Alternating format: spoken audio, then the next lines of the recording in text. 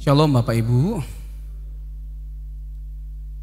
Kembali lagi dalam seri pembahasan Allahnya orang Kristen. Dan pada malam hari ini kita masuk ke dalam sesi yang baru, yang tentunya ini tidak kalah menarik ya, dan tidak kalah menantang dibandingkan dengan pembahasan-pembahasan kita yang sebelumnya, yaitu mengenai pneumatologi. Pneumatologi berbicara tentang doktrin Roh Kudus. Siapakah Roh Kudus itu? Berbicara tentang pribadi dan keilahian Roh Kudus. Bapak Ibu Saudara yang terkasih, tidak berlebihan rasanya kalau saya mengatakan bahwa jarang sekali doktrin Roh Kudus dibawakan atau disampaikan atau diseminarkan oleh gereja, oleh para pendeta. Padahal ada yang mengatakan bahwa kita sedang ada di era Roh Kudus, zaman Roh Kudus. Yesus sendiri menegaskan bahwa kalau aku tidak pergi, maka penolong atau Roh Kudus, Roh kebenaran itu tidak akan turun. Jadi Yesus naik, Roh Kudus turun. Yesus mengatakan bahwa Roh Kudus itu adalah penolong atau parakletos. Dia adalah karunia atau anugerah yang sungguh mulia, sungguh besar dari Allah. Yohanes 15 ayat 26, aku akan mengutus roh yang keluar dari Bapa. Jadi kita harus benar-benar dengan utuh, dengan komprehensif memahami Allah yang kita sembah sebagai orang Kristen. Allah Tritunggal. Kalau kita singgung masalah pribadi Bapa atau pribadi pertama dari Allah Tritunggal, langka sekali rasanya, jarang sekali kita temukan ada yang menolak keilahian atau kealahan dari Bapa. Masuk ke pribadi kedua, mulai timbul pertikaian, dan memang pertentangan yang pertama-tama dalam sejarah gereja itu terkait dengan siapa Yesus itu sebenarnya. Lalu nanti masuk ke pembahasan mengenai Roh Kudus atau Allah Tritunggal.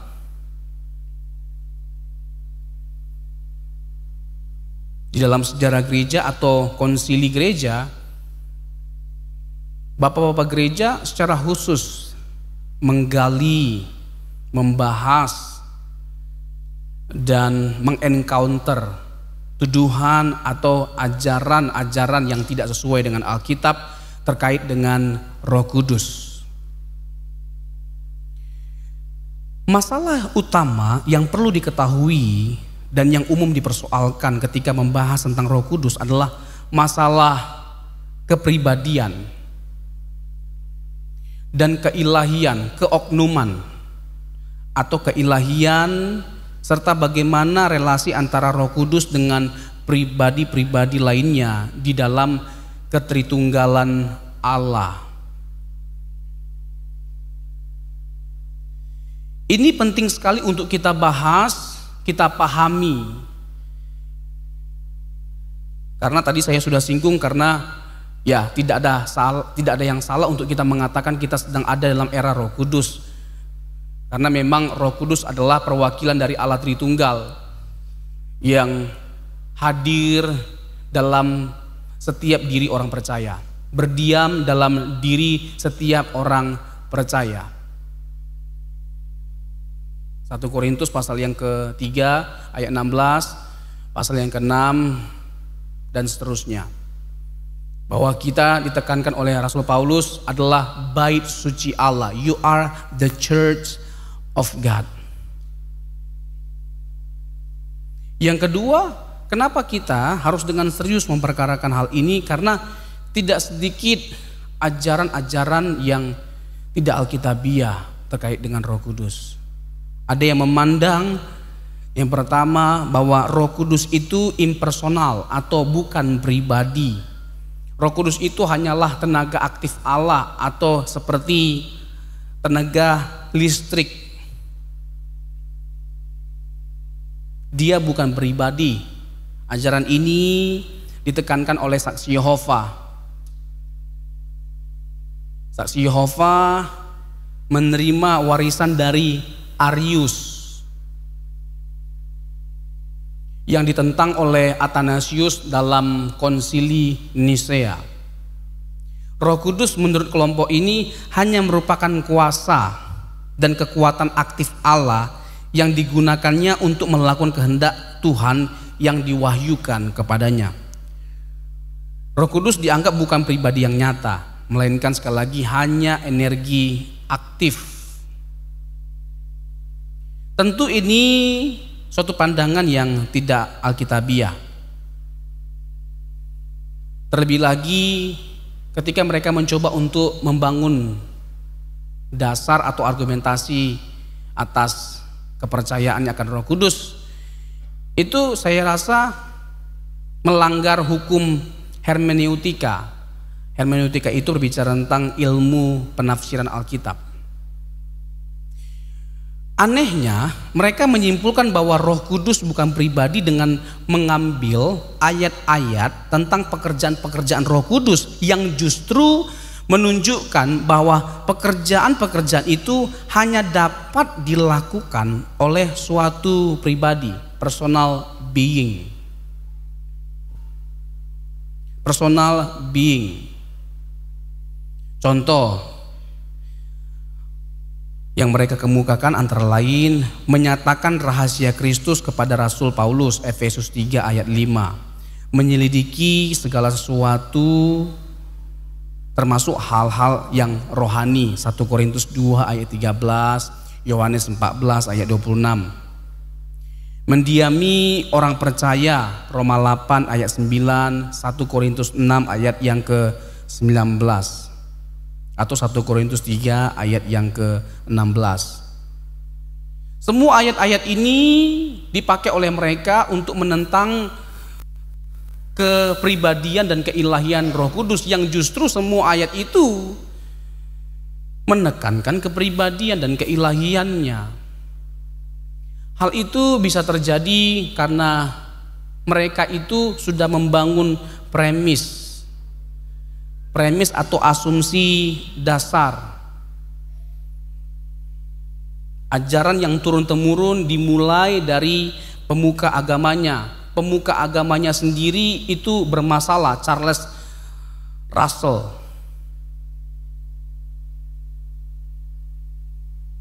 Tidak jarang dia salah dalam menafsir Alkitab atau bahasa vulgarnya ngaco. Bahkan tidak jarang para pemuka dari saksi Yehova menubuatkan kedatangan Yesus yang kedua kalinya, dan semuanya gagal. Jadi penuh dengan kontroversial. Nah, ada ciri-ciri bidat ya, ciri-ciri bidat yang ini umum sekali berlaku ya pada diri seseorang. Kita dapat mengetahui orang itu sudah mengarah ke arah bidat itu kalau seperti ini. Jadi Charles Russell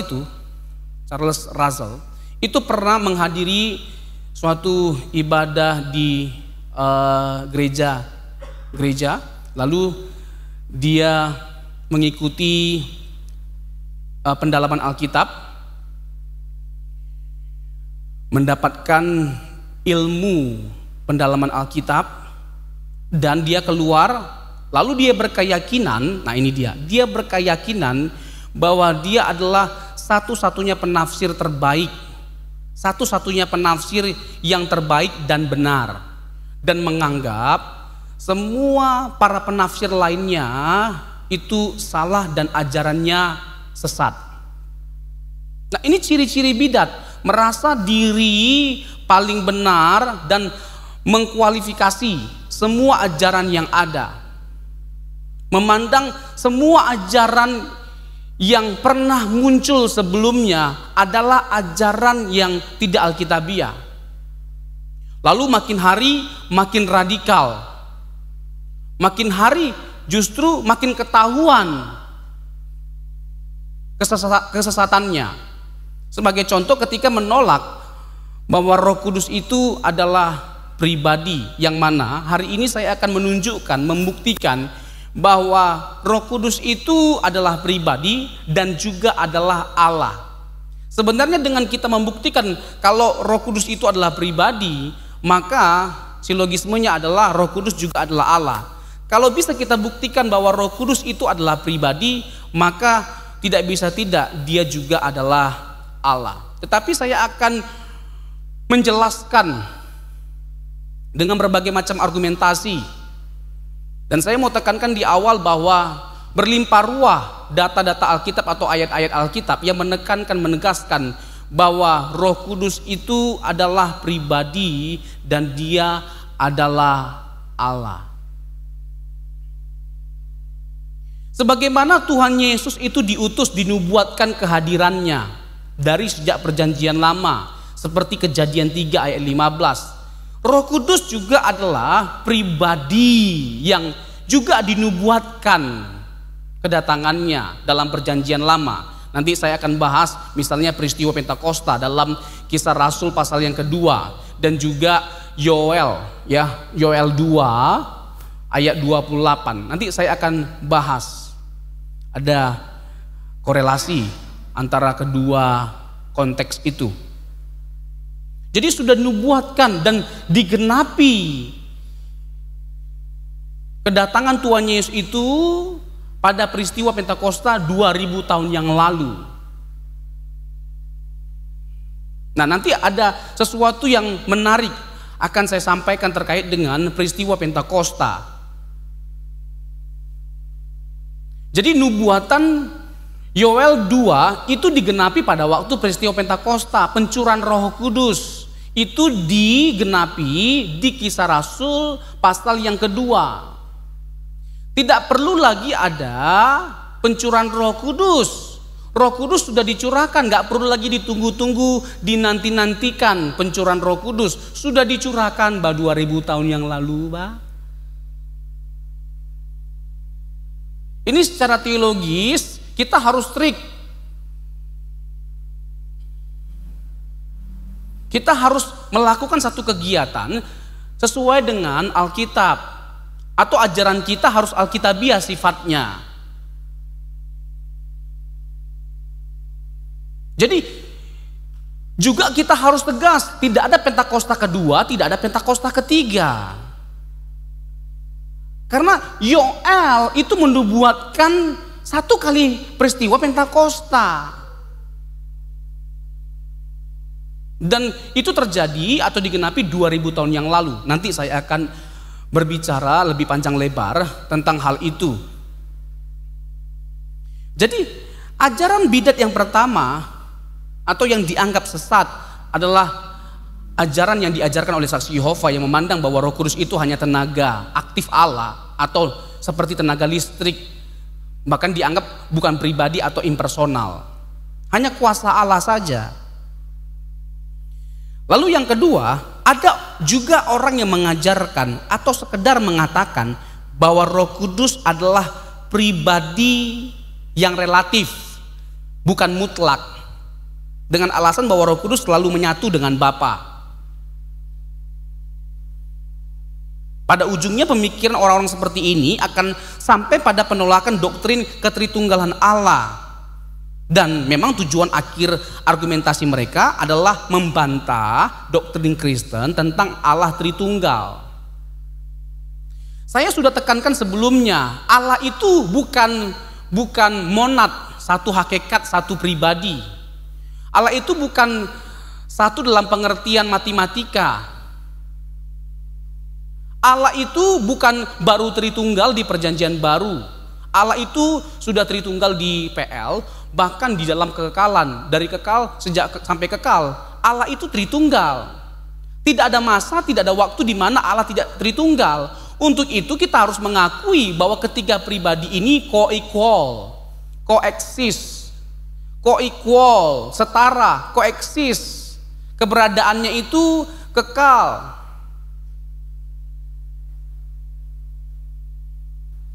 Sebagaimana Bapa kekal, Anak dan Roh Kudus juga kekal. Semua sifat-sifat yang dimiliki oleh Bapa dimiliki oleh Anak dan Roh Kudus. Anak tidak diciptakan, tapi diperanakkan.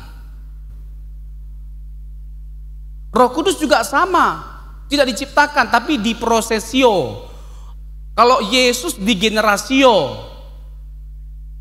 Tidak ada indikasi dalam Alkitab yang menunjukkan bahwa Yesus dan Roh Kudus itu diciptakan. Hal itu menunjukkan bahwa benar Roh Kudus itu kekal adanya.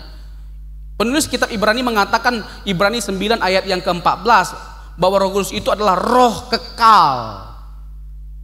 Jadi koeternal, sama kekalnya. Allah itu Tritunggal, bukan Dwitunggal. Makanya kita tolak Unitarianisme, Sabellianisme, modalisme, triteisme.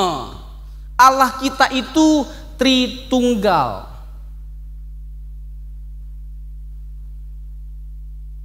Nah, sebelum lebih lanjut kita membahas tentang kepribadian dan ketritunggalan Allah. Kepribadian, keilahian Roh Kudus, dan relasi antara Roh Kudus dengan Allah Tritunggal. Maka penting sekali untuk kita menekankan prinsip-prinsip yang utama yang diajarkan oleh Alkitab, bahwa benar Roh Kudus itu pribadi, Roh Kudus itu Allah, Roh Kudus adalah bagian dan perwakilan dari Allah Tritunggal. Lalu karya Roh Kudus menjadi bukti dari kepribadian dan keilahiannya. Ini prinsip-prinsip utama yang harus kita pegang, kita pahami sebelum lebih jauh kita membahas tentang Roh Kudus, pribadi dan keilahiannya.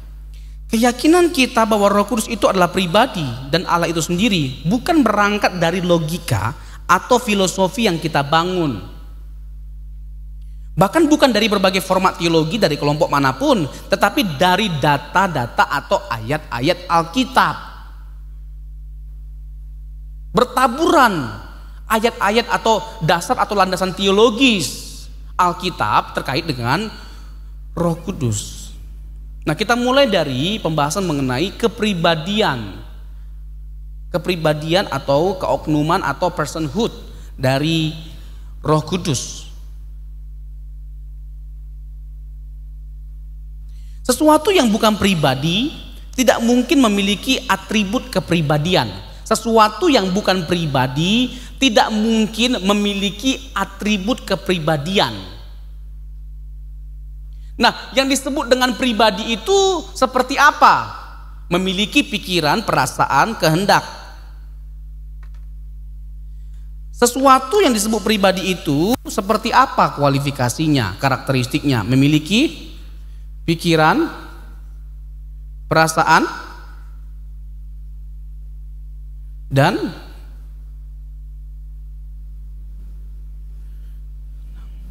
nanti kita akan cross check dengan Alkitab. Apakah Alkitab mengatakan bahwa Roh Kudus memiliki pikiran, perasaan, dan kehendak? Kalau Alkitab menekankan bahwa Roh Kudus itu memiliki pikiran, perasaan, kehendak, maka tidak boleh ada kesimpulan lain. Dia haruslah pribadi. Dan mutlak sifatnya dia adalah pribadi. Bisa dibedakan dengan Bapa dan Anak, tapi nggak bisa dipisahkan. Karena Allah Tritunggal itu terikat dalam kesatuan atau keesaan. Kesatuan atau keesaan mereka itu terkait dengan apa? Hakikatnya.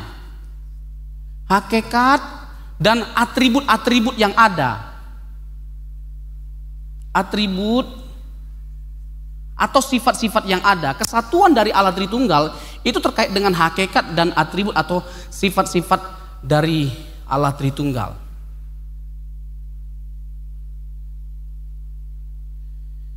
Jadi kalau benar Alkitab menekankan bahwa ternyata Roh Kudus memiliki pikiran, perasaan, kehendak, maka benar dia adalah pribadi. Jangan direlatifkan. Jadi kacau nanti. Sesuatu yang terang-terangan jelas-jelas kita lihat di Alkitab terang benderang. Ngapain disamar-samarkan? Kalau Alkitab terang benderang, kita jangan samar-samar. Kalau Alkitab samar-samar, kita jangan terang benderang, Mbak. Amin. Sebenarnya konteksnya sama dengan pembahasan keilahian Yesus. Prinsipnya sama. Sebagaimana kita membuktikan keilahian Yesus, kita menggunakan prinsip yang sama dalam membuktikan keilahian Roh Kudus. Sebagaimana samar-samar kita lihat ketritunggalan Allah dalam perjanjian baru, dalam perjanjian lama, sebenarnya kepribadian dan keilahian dari Roh Kudus juga samar-samar dalam perjanjian lama. Tetapi terlihat jelas dan terang benderang dalam perjanjian baru. Nah, mari kita uji validitasnya. Apakah benar Roh Kudus itu memiliki pikiran, perasaan, kehendak? Sesuatu yang bukan pribadi tidak mungkin memiliki atribut kepribadian. Ada 7 atribut Roh Kudus yang menegaskan kepribadian, personhood atau keoknumannya. Ada 7.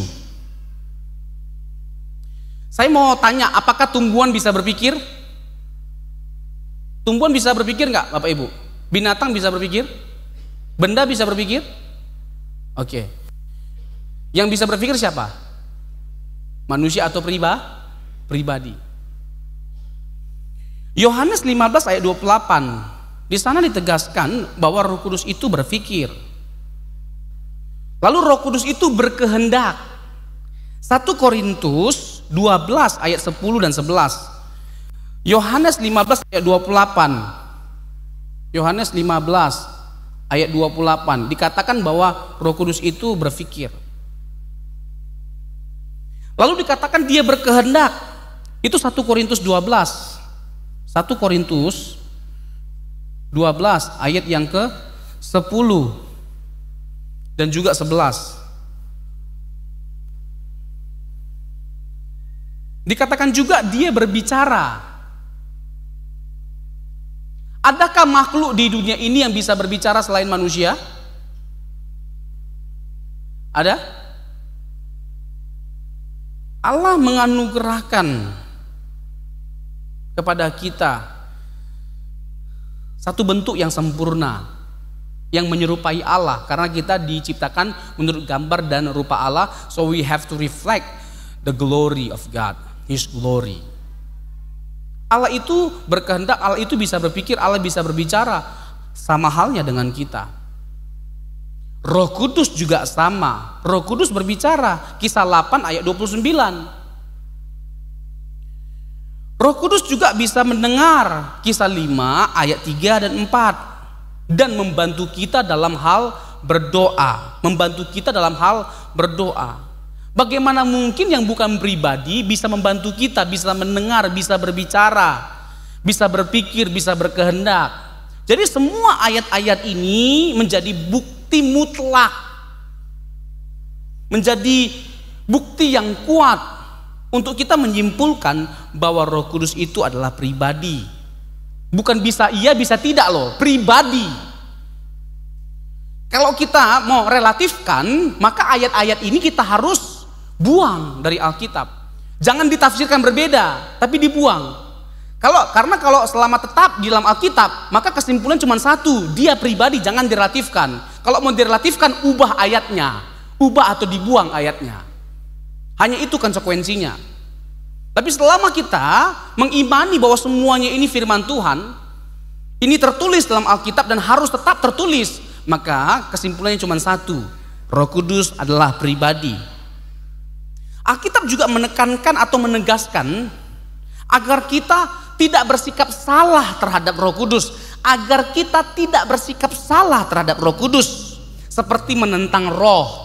Menentang roh, Kisah 7 ayat 51, Kisah Rasul 7 ayat 51. Yang kedua, mendukakan roh, Efesus ayat 30, janganlah kamu mendukakan Roh Kudus yang mendiami setiap kita menjelang hari penyelamatan.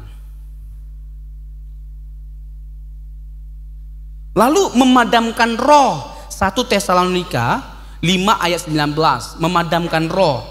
Lalu yang terakhir menghujat roh, Markus 3 ayat 29. Markus 3 ayat 29. Ini terkait dengan apa? Terkait dengan perasaan Roh Kudus. Roh Kudus itu punya perasaan.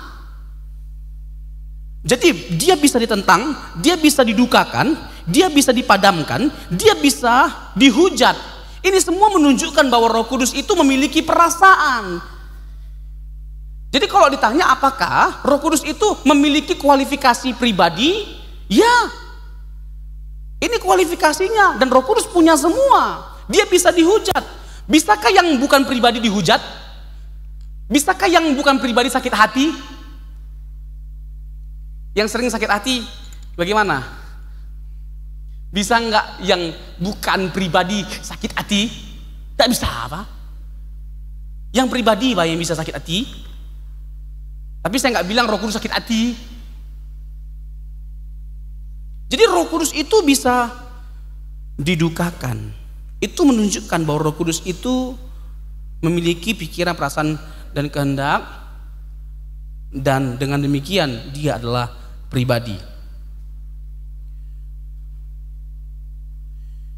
Jadi jelas gugur pandangan atau keyakinan yang menganggap bahwa roh itu sebagai suatu kekuatan. Roh Kudus itu pribadi yang sama dengan Bapa dan Yesus, Sabellianisme, Modelisme. Atau Roh Kudus itu pribadi yang terpisah, itu Triteisme. Itu gugur semua. Paulus juga dalam surat-suratnya sangat menekankan tentang pribadi Roh Kudus.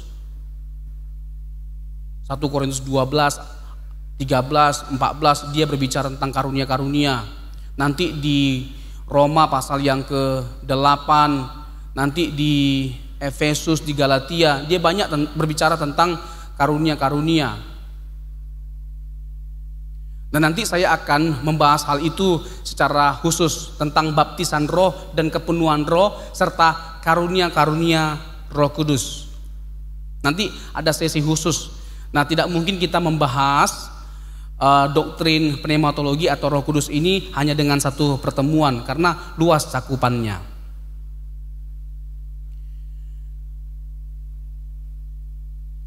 Pemberian karunia-karunia mirip dengan kegiatan seseorang. Lebih-lebih karena Paulus mengakhiri daftarnya dengan memberitahu kita bahwa pembagian berbicara tentang pikiran roh, Roma 8 ayat 6, dan mengimbau orang supaya jangan, tadi sudah saya singgung, ini juga terdapat dalam surat Paulus, mendukakan roh. Kasih Allah telah dicurahkan dalam hati kita oleh roh, Roma 5 ayat 5, dan roh itu menghasilkan kasih dalam diri kita. Kasih yang menghasilkan kasih dalam diri kita itu pribadi, tidak bisa tidak pribadi, dan tidak bisa hanya sekedar pribadi, tapi juga adalah Allah. Kasih Allah telah dicurahkan dalam hati kita. Kedua kegiatan ini harus bersifat personal. Ungkapan kasih roh bisa berarti kasih Paulus kepada roh atau kasih roh kepada Paulus. Kasih roh kepada Paulus. Yang mengasihi itu pribadi. Jadi Roh Kudus itu pribadi, dan yang menganugerahkan kasih kekal, kasih yang sempurna itu hanya Allah.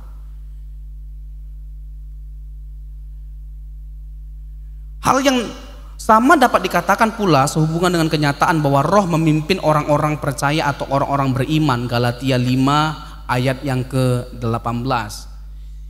Yang pribadilah, yang disebut pribadilah yang bisa dianggap menuntun, memimpin, membimbing kita. Yang bukan pribadi tidak mungkin bisa menuntun, membimbing setiap kita. Galatia 5 ayat yang ke-18. Jadi tidak bisa disangkali atau diragukan bahwa Paulus memandang Roh Kudus itu adalah oknum atau pribadi. Dan bahkan bukan hanya sekedar pribadi atau oknum, dia adalah Allah itu sendiri dan memiliki berbagai macam atribut atau sifat-sifat yang dimiliki oleh Allah.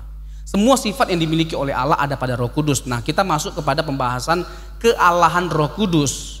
Kalau bicara tentang kepribadiannya dengan semua data-data tadi itu sudah terbuktikan, sudah terverifikasi kebenaran dari kepribadian dari Roh Kudus. Lalu kita masuk kepada pembahasan kealahan Roh Kudus. Apakah Roh Kudus itu Allah? Kealahan dari Roh Kudus bisa dilihat dari sifat-sifatnya. Sebagaimana Sang Bapa pernah mendeklarasikan bahwa Kristus adalah anak Allah, demikian juga Bapa menyebut pribadi Tritunggal yang lain dalam janjinya sebagai Roh Kudus. Kisah Rasul 1 ayat 4 dan 5. Roh Kudus itu juga adalah Tuhan. Tuhan, dia adalah Allah. Coba kita buka Kisah Rasul 5 ayat 3 dan 4. Kisah Rasul 5.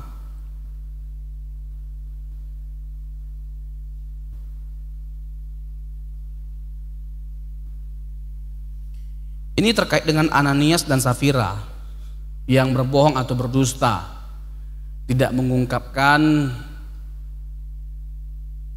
berapa sebenarnya yang mereka dapatkan dari hasil penjualan tanah. Ayat yang ketiga, tetapi Petrus berkata, Ananias, mengapa hatimu dikuasai iblis sehingga engkau mendustai Roh Kudus dan menahan sebagian dari hasil penjualan tanah itu? Ayat yang keempat, tadi dikatakan mendustai Roh Kudus. Ayat yang keempat, selama tanah itu tidak dijual, bukankah itu tetap kepunyaanmu? Dan setelah dijual, bukankah hasilnya itu tetap dalam kuasamu? Mengapa engkau merencanakan perbuatan itu dalam hatimu? Engkau bukan mendustai manusia, tetapi mendustai siapa? Mendustai siapa? Allah. Tadi sebelumnya dikatakan mendustai Roh Kudus, di ayat 4 mendustai Allah. Berarti Roh Kudus itu adalah Allah.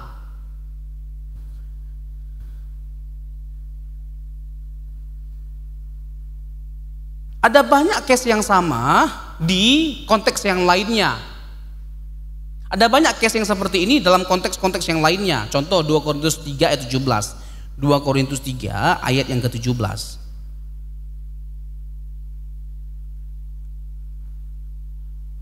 Sebab Tuhan adalah roh, dan di mana ada roh Allah, di situ ada kemerdekaan. Yang memberikan kemerdekaan itu pribadi, itu adalah Allah. Yang menjamin keselamatan kita itu adalah Allah. Efesus 4 ayat 30. Efesus 4 ayat 30. Coba kita buka. Efesus yang keempat ayat yang ke-30.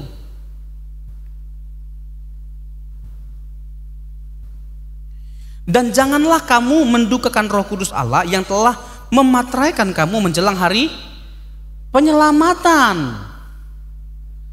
Yang bisa menjamin keselamatan kita itu hanya Allah. Bukan hanya sekedar pribadi loh. Kalau pribadi udah terbukti, udah pastilah yang namanya Allah pasti pribadi.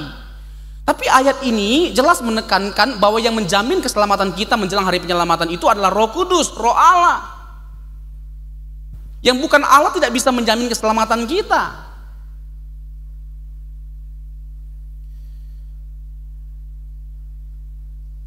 Dan pribadi yang berbeda dari Bapa dan Yesus. Roh Kudus itu bukan pribadi yang sama dengan Bapa, dengan Yesus, pribadi yang berbeda. Roh Kudus memiliki sifat hakiki sama seperti Bapa dan Anak. Roh Kudus itu maha hadir. Mazmur pasal 139 ayat 7 sampai dengan ayat yang ke-12. Mazmur 139 ayat 7 sampai 12 itu menekankan kemahahadiran dari Roh Kudus. Daud dalam suatu pergumulan mengatakan, kemanakah aku dapat menjauh dari rohmu?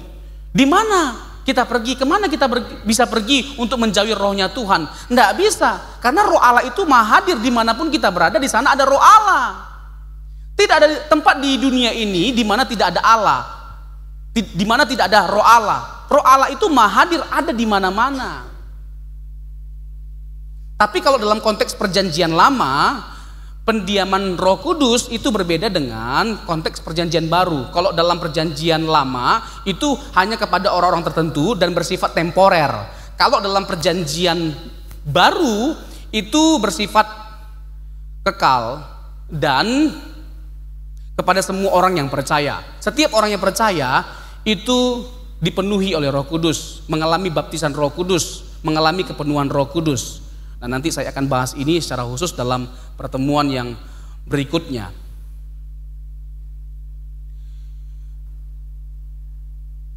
Roh Kudus juga omniscience. Omniscience itu artinya maha tahu.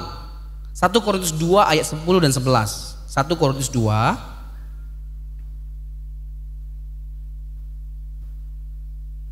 ayat 10. Karena kepada kita Allah telah menyatakannya oleh Roh. Sebab Roh menyelidiki segala sesuatu, bahkan hal-hal yang tersembunyi dalam diri Allah. Dalam diri Allah, Roh Kudus itu menyelidiki segala sesuatu, bahkan hal-hal yang tersembunyi dalam diri Allah. Yang pertama, Roh itu pasti berbeda dengan Allah. Roh itu pasti berbeda dengan Allah. Karena kalau tidak berbeda, ngapain dia menyelidiki dirinya sendiri, Pak? Jadi yang pertama, Roh itu berbeda dengan Bapa. Ditegaskan menyelidiki. Yang kedua, bahkan hal-hal yang tersembunyi. Jadi tidak ada yang Bapa ketahui yang Roh Kudus tidak tahu. Semuanya Roh Kudus tahu. Itu menunjukkan omniscience. Allah Roh itu maha tahu. Ini saya berhati-hati sekali supaya tidak salah dan tidak terlalu cepat, supaya kita nggak miss atau bisa dengan mudah menangkapnya. Yang terakhir, Roh Kudus juga disebut kekal, koeternal. Koeternal. Ibrani 9 ayat 14. Ibrani 9 ayat 14.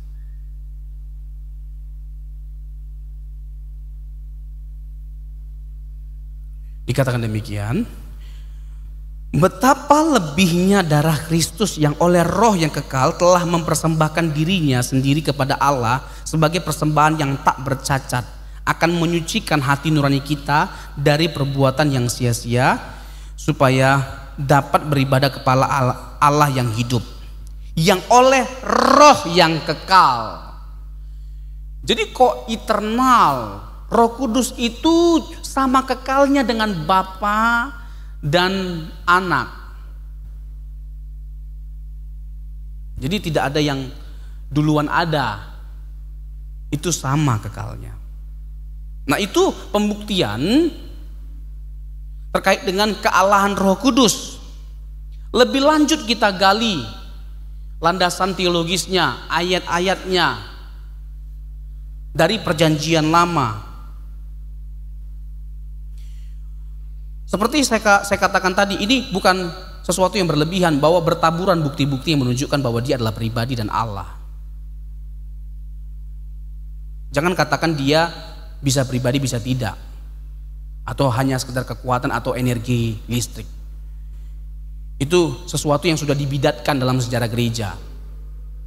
Dan bukan hanya sekedar kita mengikuti warisan dari bapak-bapak gereja. Itu mah hanya mengikuti warisan dari bapak-bapak gereja, hanya mencomot-comot dari buku-buku. Ini Pak ayatnya Pak, Alkitab Pak yang ngomong. Dari tadi saya nggak ada mengutip buku-buku Pak. Ini murni Alkitab yang saya beberkan Pak. Jadi buka hati kita, mata kita. Jangan hanya sekedar supaya ada kebaruan. Lalu kita patentengon bilang Roh Kudus itu bukan pribadi, bukan Allah. Betul sih baru apa? Baru gila.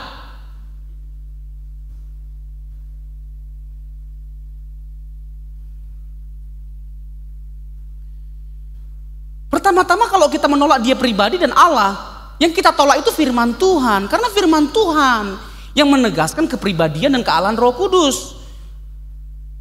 Saya pertama-tama bertumpu pada Alkitab. Karena bagi saya Alkitab itu adalah firman Tuhan dan otoritas tertinggi. Alkitab menjadi tolak ukur untuk kita mengukur semua pengajaran kita, teologi kita, doktrin kita.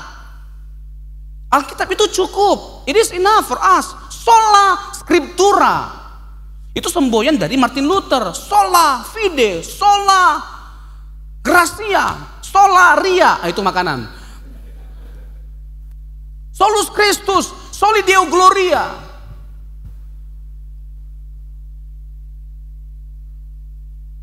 Bapak reformator Martin Luther yang menyuarakan hal itu. Gereja pada zamannya mengajarkan banyak ajaran yang sesat dan melakukan praktek-praktek yang salah. Lalu muncul seorang yang bernama Martin Luther. Dia menegaskan Ecclesia Semper Reformanda. Gereja itu harus selalu diperbaharui. Kalau ada yang salah, ya kita evaluasi. Jangan kita ajarkan, kritisi ajaran kita. Makanya Paulus itu memberikan peringatan kepada Timotius, awasi ajaranmu, awasi dirimu. Awasi ajaranmu, awasi dirimu. Berbahaya sekali kalau sampai kita mengajarkan ajaran yang salah. Dibutuhkan penundukan dan konsistensi dalam membangun ajaran sesuai dengan Alkitab, menundukkan diri pada otoritas Alkitab, menundukkan pikiran pada otoritas Alkitab. Alkitab harus di atas logika kita, Alkitab harus di atas berbagai macam format teologi yang kita bangun. Alkitab harus di atas premis-premis kita. Biarkan Alkitab berbicara apa adanya tentang dirinya. Bahkan Alkitab sendiri bisa menjelaskan dirinya. Kalau kita melihat secara keseluruhan, semua yang saya sampaikan tadi itu ada dalilnya, ada ajarannya.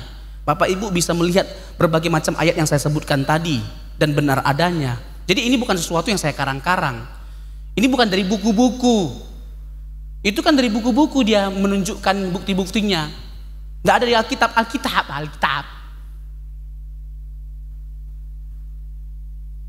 Saya menunjukkan bahwa Roh Kudus itu adalah pribadi dengan punya kualifikasi ini dengan berbagai macam ayat tadi.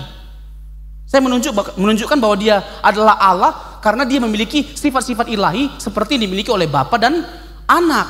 Nah, kalau dia memiliki kualifikasi pribadi, kalau dia memiliki sifat-sifat ilahi, mungkinkah dia tidak pribadi? Mungkinkah dia tidak Allah? Nah, kita nggak pernah mengalahkan Roh Kudus. Bapak-bapak gereja juga tidak pernah mengalahkan Roh Kudus. Seakan-akan Roh Kudus itu tidak Allah, jadi Allah hanya karena diangkat dalam konsili gereja. Enggak.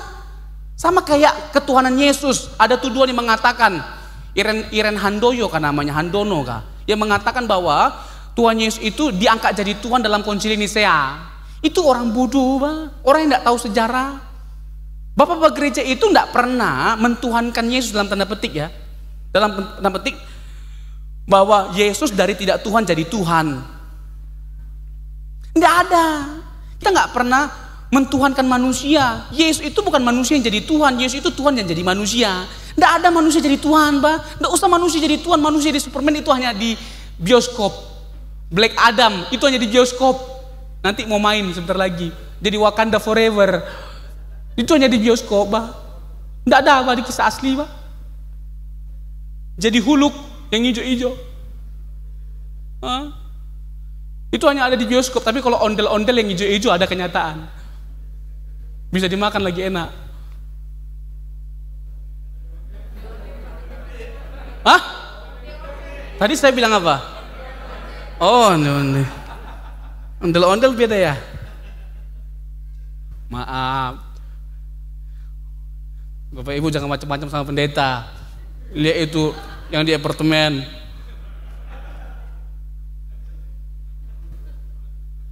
RT.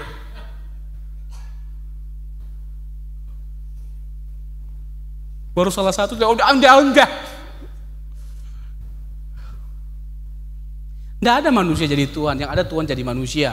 Pertanyaannya itu bukan apakah Allah bisa jadi manusia, itu pertanyaan yang salah, wrong assumption, wrong question. Itu pertanyaan yang salah, asumsi yang salah. Allah itu maha kuasa, bisa nggak Allah jadi binatang? Bisa nggak Allah jadi benda? Bisa nggak Allah jadi gunung? Bisa, karena dia adalah Allah. Pertanyaan yang tepat itu bukan bisakah dia jadi manusia, tapi mengapa dia jadi manusia? Cur Deus homo, Anselmus. Cur Deus homo, ketika Allah menjelma menjadi manusia. Kenapa Allah menjelma menjadi manusia? Karena manusia yang berdosa. Mengapa Allah menjelma menjadi manusia? Karena nggak ada yang bisa menyelamatkan manusia yang berdosa selain Allah. Makanya Allah menjelma menjadi manusia. Mengapa Allah menjelma menjadi manusia? Karena kalau dia tidak menjelma menjadi manusia, dia tidak bisa memenuhi konsekuensi dari kejatuhan itu, mati. Dia nggak bisa mati kalau nggak menjelma menjadi manusia. Makanya dia menjelma menjadi manusia.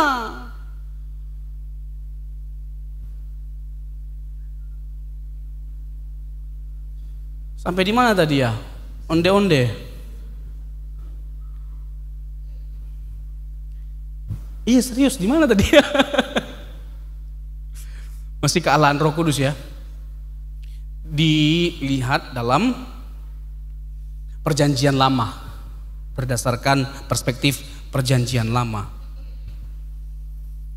Kehadiran Roh Kudus dalam Alkitab bukan hanya di Perjanjian Baru atau setelah pencurahan Roh Kudus di hari Pentakosta. Pribadi Roh Kudus atau Allah sendiri sudah ada sejak sebelum penciptaan. Sejak sebelum penciptaan Roh Kudus itu sudah ada. Tadi kan Ibrani 9 ayat 14, roh kekal itu menegaskan kekekalan dari Roh Kudus. Dia kekal, tidak ada masa atau waktu di mana Roh Kudus tidak ada. Dan Roh Kudus itu pribadi yang berbeda dengan Bapa, bisa dibedakan tapi tidak bisa dipisahkan. Pribadi Roh Kudus atau Allah sendiri sudah ada sejak sebelum penciptaan. Hal ini ditegaskan dalam Kejadian 1 ayat 1 sampai 2. Kejadian 1 ayat 1 ini menurut para pakar, Kejadian 1 ayat 1 itu merujuk kepada Bapa. Kejadian 1 ayat 2 merujuk kepada Roh Kudus. Roh Allah melayang-layang di atas permukaan air. Lalu Kejadian 1 ayat 3, berfirmanlah Allah. Berfirman Allah itu merujuk kepada pribadi kedua dari Allah Tritunggal. Bagaimana Allah menciptakan segala sesuatu dengan firman, melalui firman. Yohanes 1 ayat 1 sampai 3, tidak ada yang jadi dari segala yang jadi tanpa Dia, tanpa Yesus. Jadi Allah menciptakan segala sesuatu dengan firman-Nya, maksudnya dengan Yesus Kristus.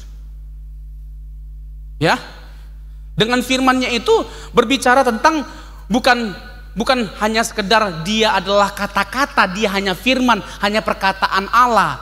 Enggak, karena Yesus itu bukan baru jadi pribadi waktu Dia berinkarnasi. Dalam kekekalan Yesus itu adalah pribadi, bukan hanya sekedar kata-kata.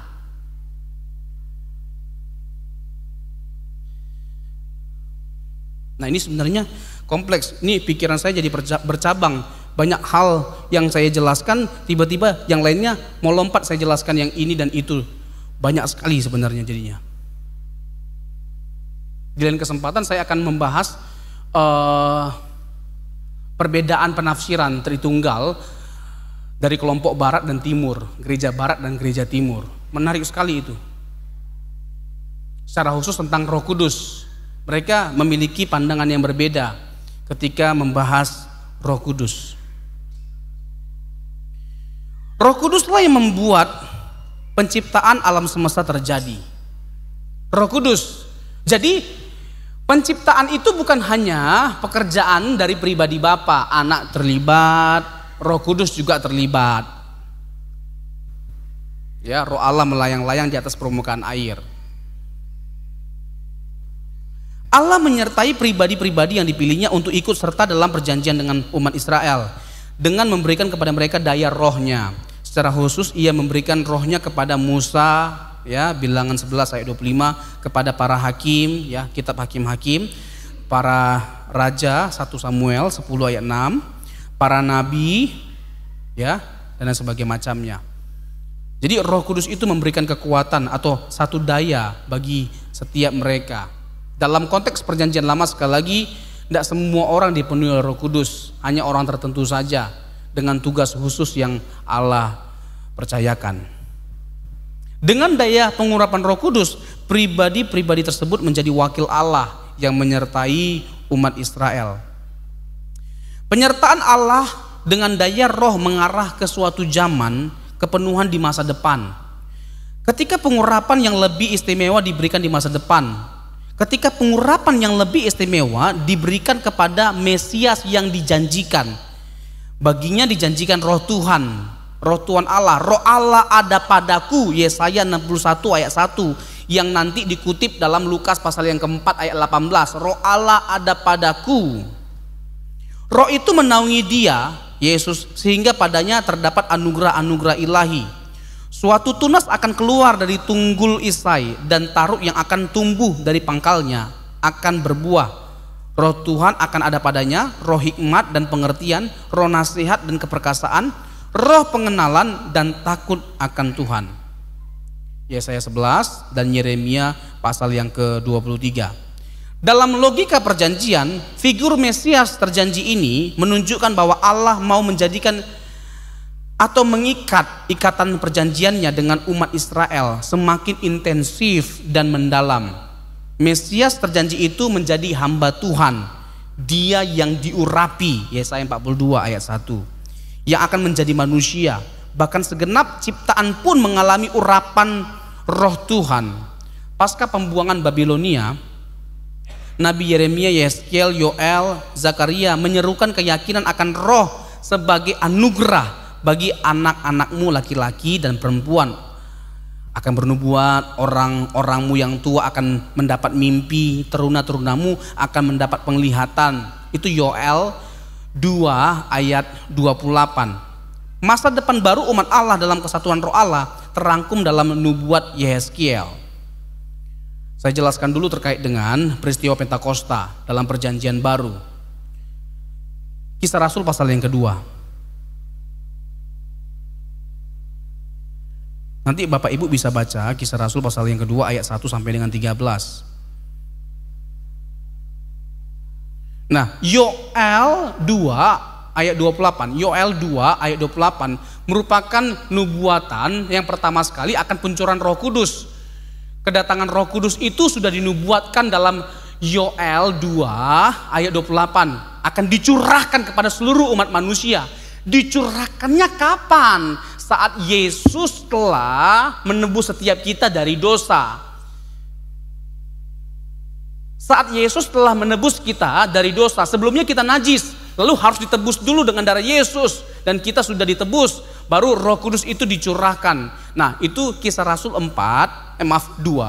ayat 1 sampai dengan ayat yang ke-13.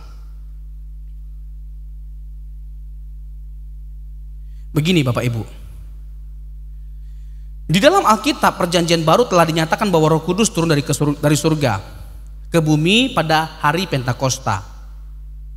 Yohanes 16 ayat 7, Kisah Rasul 2 ayat 1 sampai 4. Fakta ini secara teologis membuktikan dengan tegas bahwa Roh Kudus itu juga berasal dari kekekalan sebelum dunia ada, dari surga. Roh Kudus itu dari surga, sebagaimana Yesus dari surga. Roh Kudus juga dari surga, berasal daripada Bapa. Sebab Roh Kudus itu turun dan berasal dari sana. Sebagaimana Bapa dan Anak yang kekal berasal dari surga, begitu juga dengan Roh Kudus. Nah, pencurahan Roh Kudus merupakan sesuatu yang direncanakan oleh Allah dan dinubuatkan oleh nabi-nabi perjanjian lama bertahun-tahun sebelum peristiwa itu benar-benar terjadi. Coba kita buka Yoel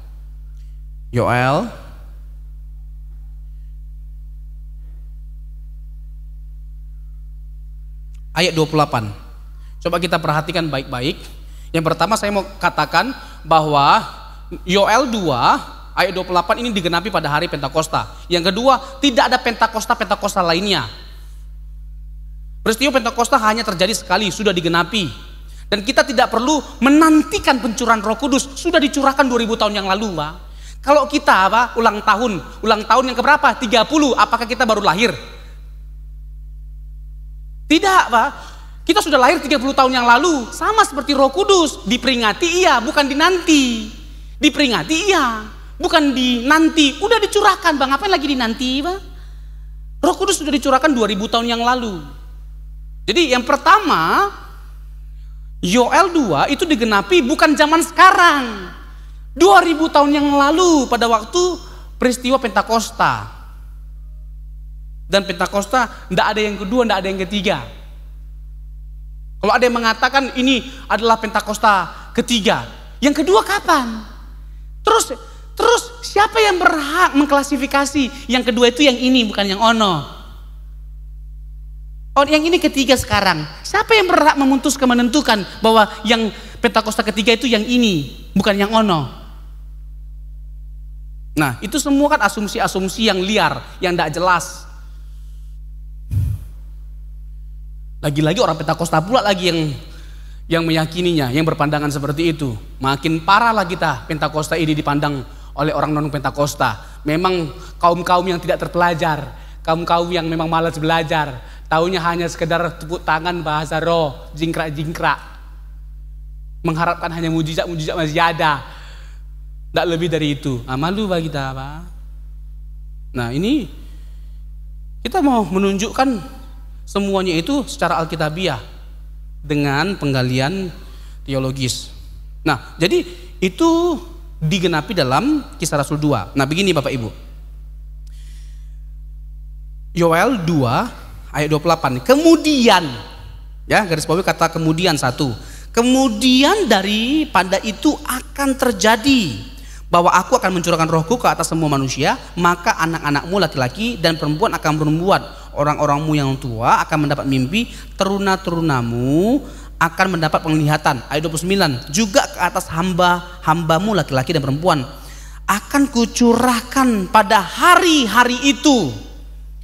Kata kemudian, keterangan waktu kata kemudian dan hari-hari itu. Kemudian atau pada hari-hari itu mengarah pada apakah penanda waktu dalam ayat ini?